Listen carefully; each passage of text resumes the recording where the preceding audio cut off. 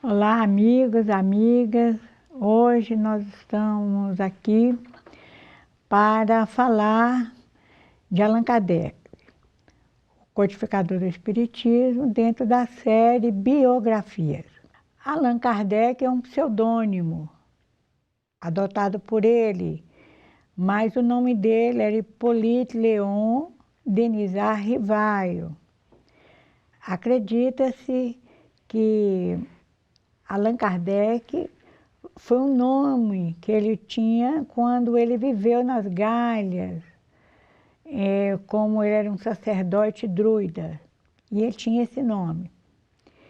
E Kardec, ao receber essa informação a respeito desse nome que ele teve, ele resolveu adotá-lo como pseudônimo a fim de diferenciar Allan Kardec e Hippolyte Léon Denisard Rivaio, aquele conhecido educador francês, do espírita que veio a se tornar. Kardec nasceu na cidade de Lyon, no dia 3 de outubro de 1804, século XIX, início do século XIX. E desencarnou, morreu em Paris, no dia 31 de março de 1869. As informações básicas que temos sobre ele é que ele veio de uma família católica, uma família que se destacava no campo da advocacia e da magistratura.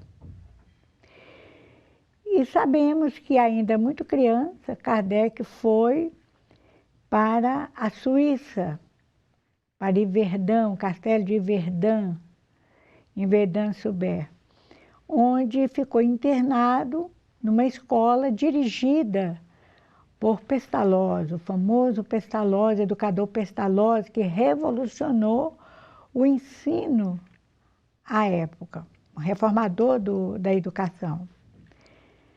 Allan Kardec, pelo que nós vemos da sua biografia, ele era uma criança que se destacava, tanto que ainda na idade, 14 anos, um pouco menos, um pouco mais, ele já era monitor das crianças mais jovens.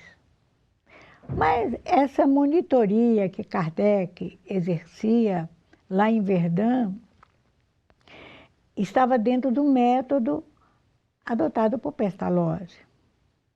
Ou seja, procurava incutir valores morais nas crianças, nos educandos, a fim de que eles aprendessem desde cedo a compartilhar aprendizados, um colaborando com o outro, um auxiliando o outro. Porque a metodologia de Pestalozzi é importante ser destacada na vida e na formação do caráter de Allan Kardec. Se Kardec se tornou um grande humanista, um grande educador, ele deve muito a essa educação que ele recebeu em contato com Pestalozzi. Obviamente que essas características da sua personalidade, uma inteligência precoce, um amor ao próximo, querendo torná-lo, auxiliá-lo no seu processo evolutivo, são condições que ele trouxe de outras encarnações. Mas bem orientado, primeiro pela família e depois por Pestalozzi, ele conseguiu se tornar a pessoa que nós conhecemos como aquele escolhido pelo alto para se tornar o codificador do Espiritismo. Então, Kardec tem uma base católica vinda da família. Foi para a Suíça, onde ficou internado, e adquiriu uma orientação protestante lá na Suíça. Ao mesmo tempo, ele aprendeu valores intelectuais da escola propriamente dita e desenvolveu aprendizados morais, que era a base do ensino de Pestalozzi, uma construção moral. Todos os aprendizados intelectuais, do aprimoramento da inteligência, segundo as orientações de Pestalozzi, estavam voltados para a construção do homem de bem, do homem bom, do homem moralmente aceito pela sociedade. E que nós vamos encontrar nos seus comentários, nas obras da codificação e nas publicações da Revista Espírita. Então, Kardec ficou muitos anos, e já ainda jovem, antes dos 20 anos, foi para Paris. Interessante que Kardec ele não revelava um tipo físico que a semelhança dos franceses. Ele tinha características físicas que lembravam mais os germânicos, que talvez possa nos fazer especular sobre a encarnação que possivelmente ele tenha tido na República Tcheca como Jan Hus. Então, Kardec tinha essas características físicas. E aos 28 anos de idade, em 1832, ele conheceu uma pessoa que foi importantíssima na sua vida. Aquela que se tornaria sua esposa, a Amélie Gabrielle Boudet, que era bem mais velha que ele, em torno de 10 anos de idade. Com ela, se consorciou, e se consorciou em todos os aspectos, não só no aspecto matrimonial, como marido e mulher, mas também iniciaram uma construção na área de educação que muito auxiliou a França, a estrutura educacional da França, a renovação do ensino francês, uma verdadeira, digamos, modificação na área da ciência, da matemática. E Kardec e Amélie eram tão integrados, tão envolvidos com a construção educacional do homem, sempre voltado para as consequências morais, que ele dava aula gratuitamente. Eles davam aula gratuitamente a fim de auxiliar aqueles que não tinham condições de envolver com maiores recursos no processo educativo. Então, nós vamos dar uma paradinha agora, mas vocês já puderam ter um apanhado, rapidamente um apanhado histórico da vida de Allan Kardec.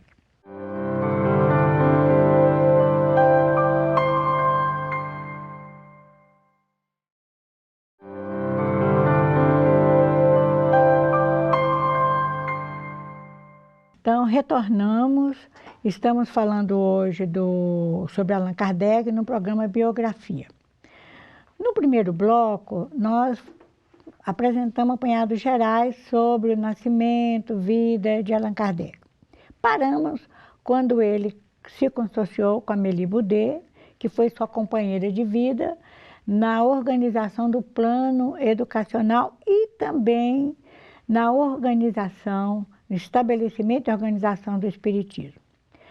Allan Kardec, ele teve contato com o Espiritismo em 1854. Ele já era uma pessoa de 50 anos de idade, já não era mais tão jovem.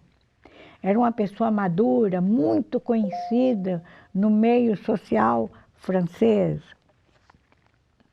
Kardec era uma pessoa que tinha publicado vários livros na área de educação. Ele tinha apresentado uma reforma para o ensino francês e teve muito êxito. Então, ele era uma figura notável, conhecido inclusive do imperador. Ele frequentava a residência do imperador. Era uma pessoa distinta, pessoa respeitável. E ele conheceu o Espiritismo. Como que ele conheceu? Ele se interessou pelo estudo do magnetismo, que naquela época, lá para os anos de 1854, um pouco antes, estava tendo uma grande ação, movimentação na Europa. através de um amigo muito próximo, descendente italiano, o senhor Fortier, que era magnetizador. E Kardec foi levado a uma reunião mediúnica. E naquela época, as manifestações mediúnicas que predominavam eram as manifestações físicas, de efeitos físicos. Eram chamadas mesas girantes e falantes, porque as mesas com pancadas, com ruído, com pancadas que marcavam uma letra, um alfabeto, formavam as palavras e as palavras formavam as frases. Então, eles diziam assim, as mesas dançantes, falantes ou mesas girantes. Kardec, num primeiro momento, ele não se interessou muito, ele achou até ridículo. Como é que uma mesa fala? Uma mesa não tem cérebro para pensar, para se manifestar. Mas pelo sim, pelo não, ele acompanhou o amigo muito entusiasta e foi a uma reunião. Foi a primeira reunião espírita que ele foi em 1854. E ele observou, e como ele era uma pessoa muito séria, ele, antes de dizer um não aos fenômenos, ele começou a observar e notou que as perguntas que os circunstantes faziam às mesas, as mesas respondiam. Algumas dessas respostas eram respostas profundas, respostas que revelavam um conhecimento filosófico ou científico ou moral. E aquilo foi que despertou a atenção dele, porque havia muita frivolidade, havia muitas perguntas tolas que as pessoas dirigiam à mesa, mas não se tinha ideia que poderia ser espíritos que estavam se manifestando. Isso ainda era um fenômeno muito geral na França, tinha ocorrido com muita intensidade e estava ocorrendo com muita intensidade também nos Estados Unidos. Então, Kardec começou a participar das sessões e ele mesmo começou a elaborar perguntas cada vez mais complexas, uma pergunta que leva a uma resposta, essa resposta a outra pergunta, e foi assim que ele, a partir de algumas perguntas já feitas por alguns amigos, ele começou a construir o edifício da codificação espírita. Por isso que nós falamos codificação, porque ele fez muitas perguntas foram decorrentes das respostas dadas pelos espíritos. Ele passou a compreender que aquilo ali não era a mesa realmente que estava respondendo, era alguém que estava utilizando um instrumento físico, uma mesa, uma pancada, um ruído, um barulho, para se manifestar. E que aquilo ali revelava inteligência, raciocínio, lógica. Mais tarde, com a evolução do processo, do conhecimento mais aprofundado, já sabendo que eram espíritos, pessoas que tinham vivido, os mortos é que estavam se comunicando. Então, os próprios espíritos indicaram, sugeriram que deveriam usar o lápis para escrever. A pessoa pegar um médium, a pessoa que transmitia, que doava as energias ou que interpretava, que escrevesse. E passou a se escrever, veio a chamada psicografia escrita espírita. Kardec, então, publicou a essa época, a partir dessas perguntas e respostas, ele começou a produzir o que nós chamamos de codificação espírita em 5 obras básicas. Iniciada pelo Livro dos Espíritos. O Livro dos Espíritos foi publicado em 18 de abril de 1858. Mas tem muita curiosidade a respeito do Livro dos Espíritos, porque Kardec participa também, digamos assim, de uma forma muito intensa da elaboração desse livro. É um livro que vem na forma de um código, perguntas e respostas, perguntas e respostas. Algumas respostas são muito sucintas, é uma frase. Outras já um pouquinho mais detalhadas e muitas delas são comentadas pelas reflexões, pela análise de Allan Kardec. É chamado um código. É um código de ensinamento para uma nova era na humanidade, que marcou ponto, foi um marco naquele 18 de abril de 1858. Nós temos muitas coisas a dizer sobre o Livro dos Espíritos, mas apenas lembrar que os Espíritos nos deram respostas às perguntas, às indagações mais importantes que nós temos na nossa vida. Por exemplo, quem somos nós? Qual é a razão da nossa existência? Por que fomos criados?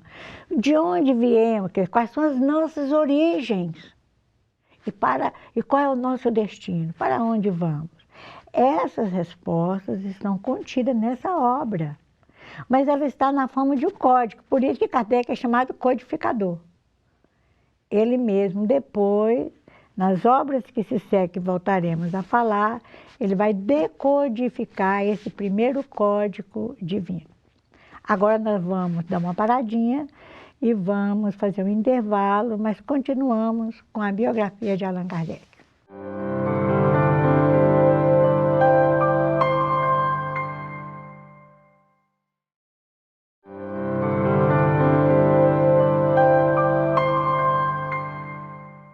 Continuando com o programa Biografias, estávamos falando anteriormente sobre o Livro dos Espíritos.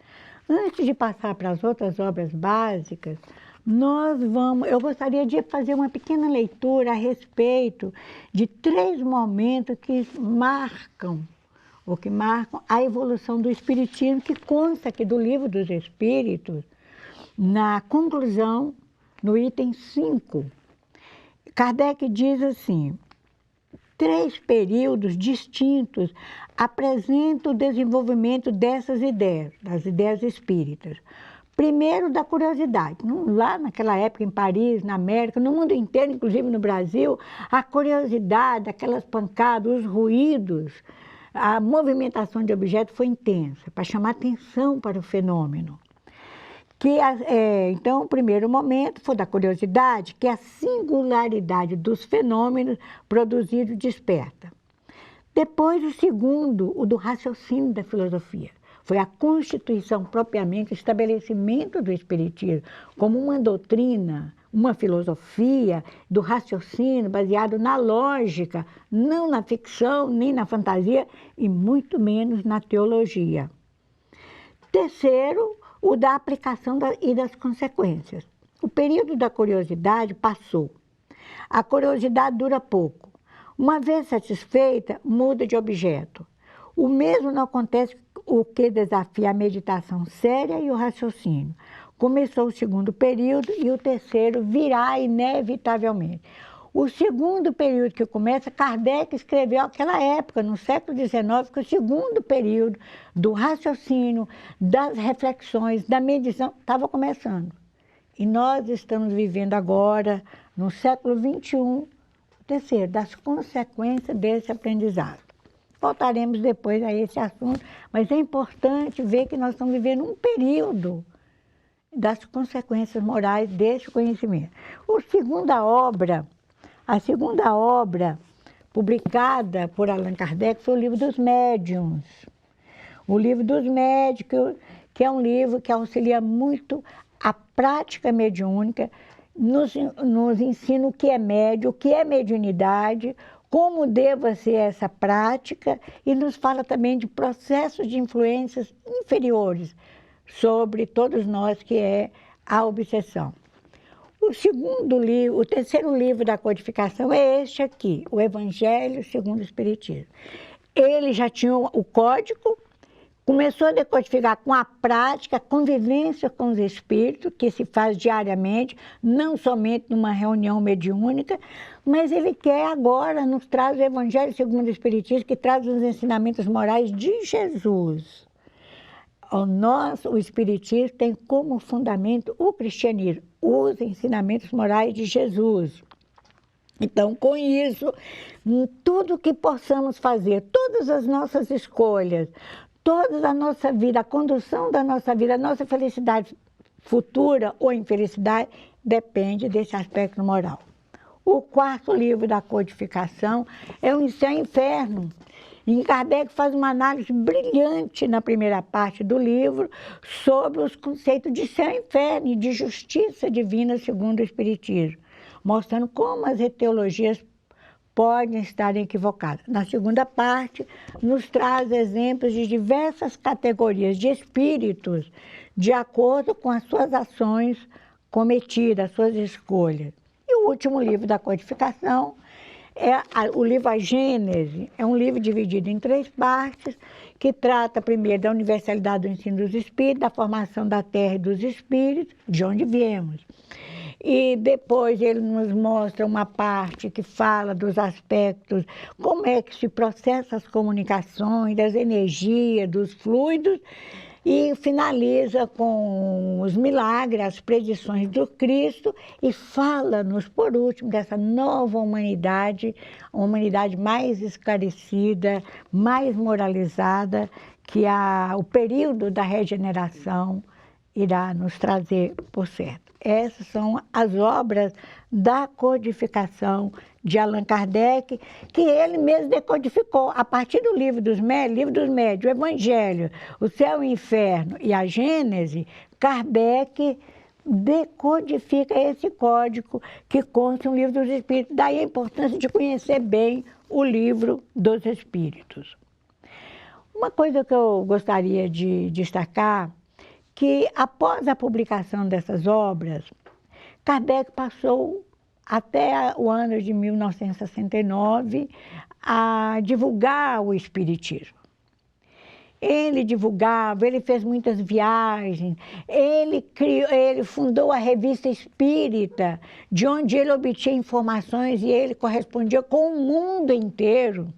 Nós, do Brasil, tivemos pessoas que corresponderam com ele. Kardec nas suas viagens, ele desenvolveu um contato mais próximo com os espíritos e núcleos espíritas foram divulgados, foram criados em toda a França e no mundo, através desse intercâmbio com as revistas. Agora, existem outras obras da codificação, como as obras póstumas, que foram achados, escritos, publicados após a sua desencarnação. Há muitas biografias, algumas biografias de Allan Kardec, incluindo Camille Flammarion, tem outras. Mas eu recomendo para vocês, caro telespectador, uma obra que às vezes passa despercebida e que é a publicação da FEB, chamada Allan Kardec. Os autores foram Zeus Van Tuyl e Francisco Thyssen, respectivamente, diretor e presidente da Federação Espírita Brasileira. Vale a pena ler. Não existe uma obra que mais profundamente analisa Kardec, o homem, o Allan Kardec, o ser humano, o professor emérito educador, e também todas as suas obras, todas as suas andanças, todos os seus trabalhos como espírita e como Hippolyte Léon Denisard Rivail. Um espaço de 24 minutos, como é este programa, vocês há de perceber que é muito pouco para nós falarmos de Kardec. Isso aqui apenas é como se nós estivéssemos colocando um pouco de açúcar, um pouco de mel, para despertar a curiosidade. Na verdade, dificilmente nós vamos conhecer o Espiritismo, praticá-lo, como é orientado por Kardec, sem conhecer essas obras. Mas eu queria, para encerrarmos, ao nos aproximar do encerramento, fazer o fechamento dessa conversa, dizer que o Espiritismo, a doutrina espírita, a palavra criada por Allan Kardec, estava sob o comando do Espírito de Verdade.